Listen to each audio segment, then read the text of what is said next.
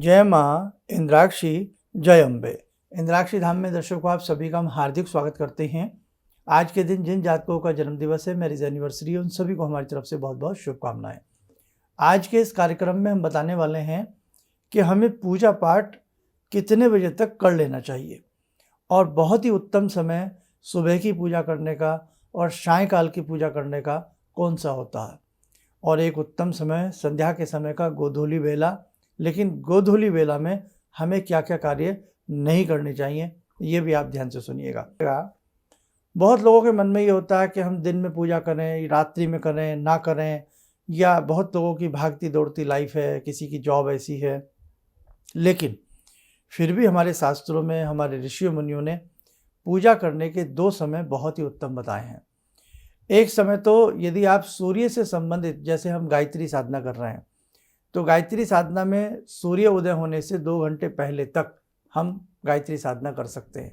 यानी कि जैसे सूर्य 6 बजे उदय हो रहे हैं तो हम 4 बजे से गायत्री साधना पर बैठ सकते हैं। ये गायत्री साधक के लिए, और सूर्य उदय के 2 घंटे बाद तक भी हम उत्तम तरीके से गायत्री साधना कर सकते हैं, क्योंकि साधना में ज़्यादातर गायत्री साधना, गायत्री मंत्र अत्यधिक बहुप्राय सभी लोग करते हैं। ये तो हुई गायत्री मंत्र की बात। अब इसके अलावा जैसे जिन लोगों का समय, जिनके पास कम होता है, या लेट नाइट सोते हैं या लेट नाइट आते हैं, तो कितने समय तक हमें पूजा अपनी कर लेनी चाहिए। सुबह का समय, जो हमारा एक सुबह का पड़ाव होता है, जिसको हम कहते हैं प्रातःकाल। अब प्रातःकाल कितने बजे तक रहती है, ये भी तो एक बात है ना, कि प्रातःकाल को हम कितने बजे तक माने।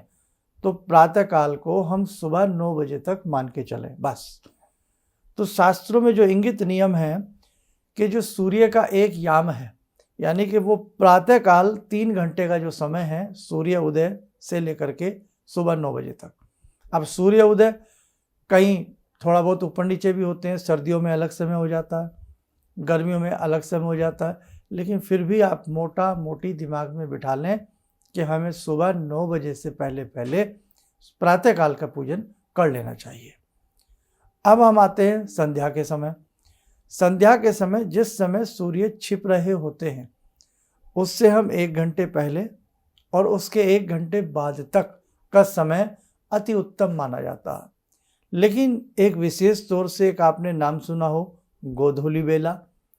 तो गोधूली बेला जो होती है, वो सूर्य अस्त होने के 48 मिनट तक, 1 घंटे तक उसे मान के चलें, 48 मिनट तक आप मान के चलें कि वो सूर्य के हिसाब से वो गोधूली बेला बनती है।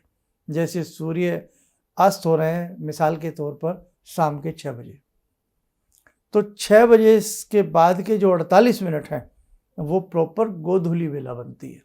अब गोधूली, जब एक समय था कि गायें घर घर में होती थी, और गायें चरने के लिए जब उन्हें बाहर ले जाया जाता था जंगल में या चरागाहों में, तो शाम के समय जब सूर्य अस्त हो जाता था, तो नियम था कि भाई अब सूर्य अस्त होने वाले हैं या अस्त हो गए, अब वापस चलो।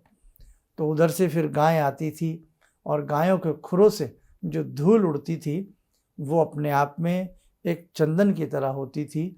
अपने आप में उनकी जो धूली थी, वो किसी साधना से, किसी तप से कम नहीं थी। गौ माता के जहाँ कदम पड़ जाएं, गौ माता के कदमों से जहाँ धूली उठ जाए, वो धूली पवित्र चंदन बन जाता है। इसलिए बेटे, आज ठीक है वो समय नहीं रहा, वक्त के हिसाब से सारी चीज़ें बदल जाती हैं, लेकिन फिर भी हम गोधूली बेला का जो एक उपयुक्त समय है, वो अपनी पूजा में ले सकते हैं। बहुत लोग ऑफिस में रहते हैं, तो बहुत समय उनके पास नहीं मिलता। बहुत लोग शाम को लौट रहे होते हैं ऑफिस से, तो आप ध्यान रखें कि जो वो प्रॉपर समय गोधूली बेला का है। आजकल सारी चीज़ें इंटरनेट पर पता लग जाती हैं कि दिल्ली में सनसेट कब हो रहा है, दिल्ली में सनराइज़ कब हो रहा है, मुंबई में, पूना में, हर जगह पता लग जाता है। तो आप उससे भी अंदाज़ा लगा करके, और बाय द वे आप रास्ते में हैं और अब आपको लगा ये गोधूली के समय हो चला है, तो आप किसी न किसी मंत्र को, अपने इष्ट मंत्र को, अपने गुरु मंत्र को मन ही मन आप उसे जपना प्रारंभ कर दें। देखो बेटे, जीवन में ध्यान रखना, आपकी मेहनत ही आपके काम आएगी, आपका किया हुआ शुद्ध कर्म ही आपके काम आएगा। नाम जपिए, कीर्तन करिए, भजन करिए, बहुत अच्छी बात है, लेकिन इस सब चीज़ों के साथ साथ सुबह शाम का जो शास्त्रों में एक संध्या नियम बताया गया है वो करना नितांत आवश्यक है। पहले ऋषि मुनि आप देखते हैं ना कैसे कितना बड़ा जप तप किया करते थे, शरीर के ऊपर दीमक जम जाती थी, बामियाँ बन जाती थी, तब जाकर के कहीं भगवान प्रस्तुत होते थे, दर्शन देते थे। आज ये सब चीज़ें तो दुर्लभ हैं खैर, लेकिन फिर भी कम से कम हम उतना ना कर सकें, लेकिन ऋषि मुनियों की जो बनाई हुई प्रणाली हैं, पद्धतियाँ हैं, सुबह और शाम दो समय, शाम को भी समय नहीं मिलता तो हम उस समय जो मैंने आपको गोधूली वेला का समय बताया, मन ही मन मानसिक रूप से अजप अजप करिएगा, चलते फिरते जप करिएगा। अब लेकिन बैठक बहुत ज़रूरी है साधना के लिए। चाहे आप एक नियम बनावें, सुबह नहीं मिलता तो शाम, शाम को नहीं मिलता तो सुबह, इतना तो समय हमें जॉब में मिल ही जाएगा भाई, शिफ्ट के हिसाब से कुछ ना कुछ। सुबह नियम बना लें, सुबह 9 बजे तक का समय है, सुबह 4 बजे से 9 बजे तक का समय, इन बिटवीन 1 घंटा अपने लिए आप पूजा पाठ के लिए ज़रूर निकालिएगा, क्योंकि जो माला की जाती है और माला के साथ साथ उस भगवान का चिंतन किया जाता है, जिस स्वरूप का आप जप कर रहे हैं उनके अंदर, उनके स्वरूप के अंदर अपने ध्यान को एकाकार करके, केंद्रित करके जब हम किसी मंत्र को चैंट करते हैं, बार बार जपते हैं, उस मंत्र के घर्षण से एक ऐसी शक्ति उत्पन्न होती है कि जिस भी देवी देवता का हम वो मंत्र जप रहे हैं, वही स्वरूप, जैसा स्वरूप सोच करके हम जप रहे हैं, वही स्वरूप हमारे सामने अगर बहुत अच्छे से हम करते हैं तो प्रस्तुत हो भी सकता है, और प्रस्तुत हो जाता है। और उसी के साथ साथ उस स्वरूप की ऑरा हमारी बॉडी के चहुओर कार्य करने लगती है, एक सुरक्षा कवच उस देवी देवता के आयुधों से, शक्ति से हमारे चारों तरफ बन जाता है। इसलिए बेटा ध्यान रखना, ये दो उपयुक्त समय बहुत ही सुंदर होते हैं, क्योंकि बहुत लोगों के मन में ये खटकता है, आखिरकार हम कह तो देते हैं प्रातःकाल, तो प्रातःकाल का एंड क्या है, कितने बजे प्रातःकाल, हमने बता दिया 9 बजे तक प्रातःकाल का समय माना जाए। और गोधूली वाले का समय भी सूर्यास्त से 48 मिनट तक 2 घटी आप उसे मान के चलें। ये मोटा मोटी बातें हैं, और भी इसके अंदर गंभीर चिंतन है, और भी गहराइयाँ हैं। जैसे एक प्याज के छिलके के अंदर छिलका निकलता रहता है ना, ऐसे ही फिल्टर करने को बहुत बातें हैं, है ना, बताने को बहुत बातें हैं, सुनने समझने को बहुत बातें हैं, लेकिन उतना करिए जितना हम कर सकते हैं। अब एक ध्यान और रखें, ये प्रातःकाल का समय और गोधूली वेला का समय, इनमें ध्यान रखें निद्रा ना लें। अब भाई आपकी नाइट शिफ्ट है, वो मजबूरी है, वहाँ भगवान समझते हैं, सब समझते हैं, लेकिन हम कई बार अपने आप में ही लेट उठते हैं। तो ध्यान रखें, गोधूली वेला का संध्या का समय और प्रातःकाल 9 बजे तक का समय, हमें सुबह सुबह उठ करके हमें इन दोनों समय में सोना नहीं चाहिए, हमें उठ जाना चाहिए। भाई ज़्यादा नहीं तो सूर्य उदय होने से 2-4-10 मिनट पहले तो हमें बिस्तर त्याग देना चाहिए अपना, अगर आप बहुत सुबह भी नहीं उठ पाते हैं बेटा। लेकिन ये ना हो कि हम 8 बजे तक सोएं, हम 9 बजे तक सोएं, और रात शाम को जब गोधूली वेला होती है उसमें भी अरे थक गए चलो सो लेते हैं। तो इसीलिए बड़े बूढ़े, आपने सुना हो, हमारे बड़े बुजुर्ग मना करते हैं, बेटा शाम हो गई है, दोनों समय मिल रहे हैं, अब आप उठ जाइए, मत सोइएगा। इन दोनों ही समय में हम ज़्यादातर लक्ष्मी का आदान प्रदान ना करें। इन दोनों ही समय में हम मैथुन से बचें। इन दोनों ही समय में हम झूठ फरेब से बचें। इन दोनों ही समय में हम भक्ति भाव को बढ़ा करके रखें। चाहे हम भक्ति साक्षात रूप में, आकार रूप में, साकार रूप में नहीं कर पा रहे हैं, निराकार रूप में ही सही, चलते फिरते ही सही, अजप अजप के रूप में ही सही, इतना हम जरूर ध्यान रखें। और इसी के समय हमें इन दोनों समय में भी, खास तौर से गोधूली वेला में, हमें कोई यात्रा प्रारंभ नहीं करनी चाहिए।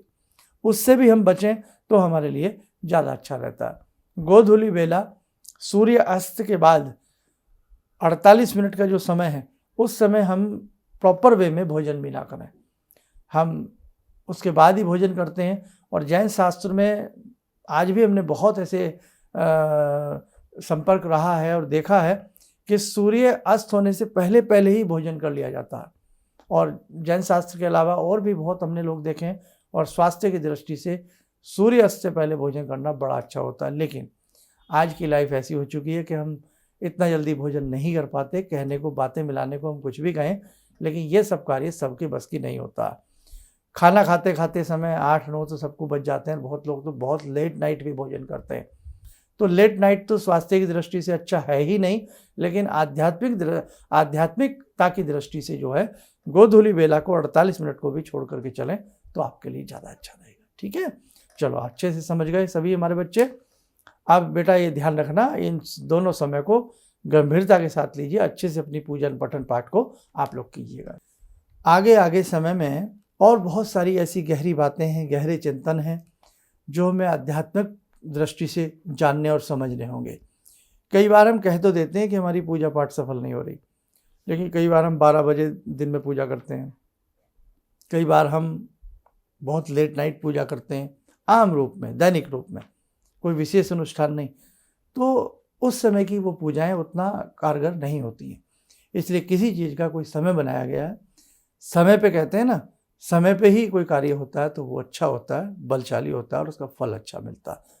किसान समय पे ही खेत में बीज बोता है तो लाभ मिलता है। ये नहीं कि गेहूं के सीजन में किसी और धान को बो दिया जाए और धान के सीजन में गेहूं को बोने का प्रयास किया जाए, तो वो बात नहीं बनेगी, फसल आपके हाथ नहीं लगेगी। ठीक है, ध्यान रखा जाए। चलिए, आप सब लोग स्वस्थ रहें, सुखी रहें। इन्हीं शुभकामनाओं के साथ हम अपनी वाणी को विराम देते हैं। जय जय अम्बे।